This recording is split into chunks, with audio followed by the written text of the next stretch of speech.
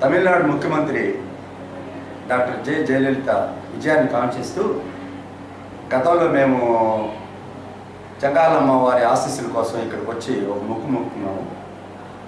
ఆ మొక్కులో భాగంగా ఈరోజు తమిళనాడు రాష్ట్రంలో 37 మంది ఎంపీలని మాకు అందించిన అమ్మకు తిరిగి వచ్చి మొక్కు చెల్లించుకునేదానికి భాగంగా ఈరోజు ఇక్కడ ఈ టెంపుల్లో అన్నదానం, అమ్మ పేరుతో కుంకుమార్చన, అదేవిధంగా చీర సమర్పించాము.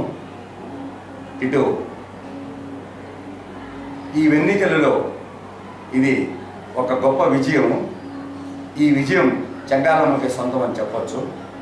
ఎందుకంటే అమ్మవారి ఆశీస్సులతో ఈరోజు మా అమ్మ జయలలిత ఇన్ని సీట్లలో దిగ్విజయమైన విజయాన్ని పొందుటకు తెలుగు ప్రజలందరూ ఎంతో కృషి చేశారు.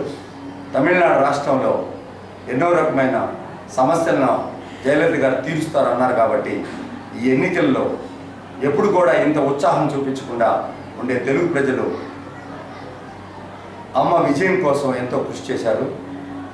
అదేవిధంగా చెన్నై సిటీలో 2 ఎంపీలని తెలుగు వాళ్ళకి సీట్లు ఇచ్చి ఆమె ఎంతోమంది తెలుగు వారికి తమిళనాడు రాష్ట్రంలో దాదాపు 7 మంది ఎంపీలకి తెలుగు ప్రజలకి సీట్లు ఇచ్చిన దానికి అందుకు కృతజ్ఞతగా తెలుగు ప్రజలందరూ ఆమె విజయం కోసం ఈ విధంగా పనిచేసిన దానికి వారందరికీ నా హృదయపూర్వక ధన్యవాదాలు తెలుపుతున్నాను.